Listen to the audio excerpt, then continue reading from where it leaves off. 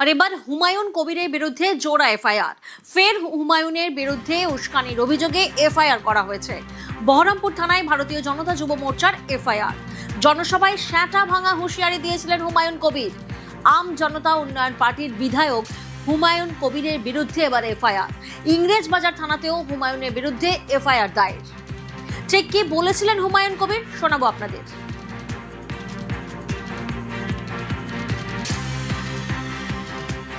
আমি যেদিন ময়দানে মুসলমানদের নিয়ে নেমে যাব না, সেদিন এমন সাটা ভাঙা মাছ শুরু করব যে আপনাদের পতাকা বহন করার লোক থাকবে না। কেস ওরকম কেস আমাদের বহুবার জেল খাটা আছে।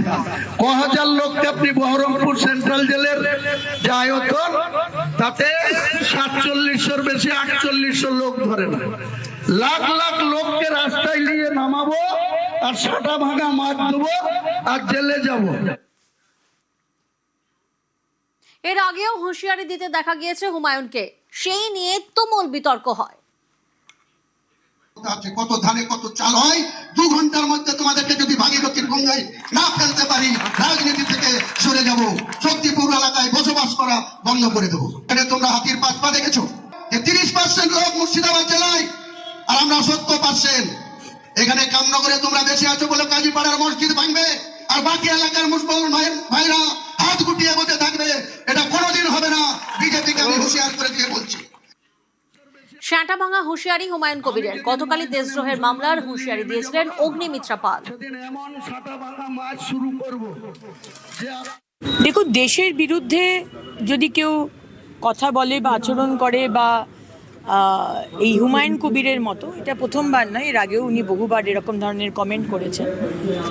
মানুষকে ইনস্টিগেট করা, উস্কানিমূলক কথাবার্তা বলা, কমিউনাল কথাবার্তা বলা এবং তাতে রাজনৈতিক নিজের ফায়দা তোলা, এই ধরনের শুধু হুমায়ুন কবির না, এরকম তৃণমূলে আপনি অনেক পাবেন।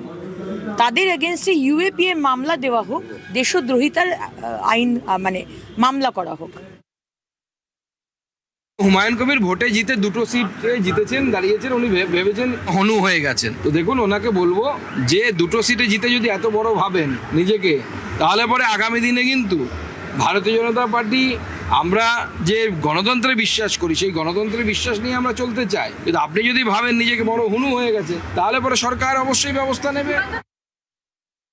যে কাজগুলো বিজেপি সরকার এইভাবে করার চেষ্টা করছে, ওদের নিজস্ব এজেন্ডা গুলো এইভাবে চাপিয়ে দেওয়ার চেষ্টা করছে, তার বিরোধিতার মতো করে নিশ্চয়ই হবে। কিন্তু তার জন্য এমন কিছু করবেন না যাতে আইন শৃঙ্খলার সমস্যা হয়, এমন ভাবে পরিস্থিতি তৈরি হয় যেটাই আবার বিজেপিরই হাত শক্ত হয়ে যায় প্রচার করার জন্য। হুমায়ুনবাবু বিরোধিতা করবেন, তিনি তো বিধানসভায় আছেন, এবং মানুষকেও আমরা নিশ্চয়ই মিটিং মিছিল যেখানে যেটা প্রয়োজন আমরা মানুষের দরবারেও যাব।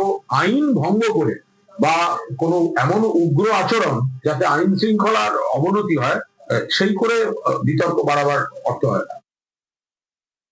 লোকে তাকে খাতিরদারি করেছিল বাবরি মসজিদ তৈরি করার জন্য।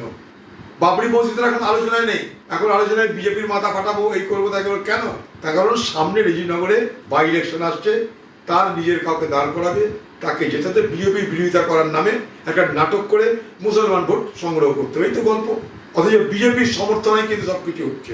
এই বিজেপির সমর্থন নিয়েই কিন্তু বাবরি মসজিদ নামক যে প্রজেক্ট, এটাকে ইলেকশন প্রজেক্ট বলতে পারেন, ভোটের প্রজেক্ট তৈরি করা হয়েছিল।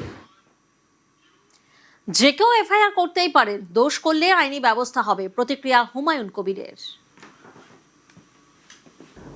যে কেউ এফআইআর করতে পারে, আর পুলিশ সেটা তদন্ত করে দেখুক। ব্যক্তি স্বাধীনতা আছে, রাজনৈতিক স্বাধীনতাও আছে।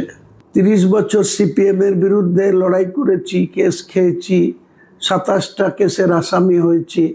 আবার তৃণমূলের 15 বছরেও 6-7টা মামলা খেয়েছি। আমরা যদি প্রকৃত কোনো অপরাধ করে থাকি, ভারতবর্ষের সংবিধানে এখনো যে আইপিসি যে রুল বিএনএস হয়েছে, সেই বিএনএস এ যা সাজা যদি প্রমাণ হয় তাহলে সাজা খাটবো, কি আছে।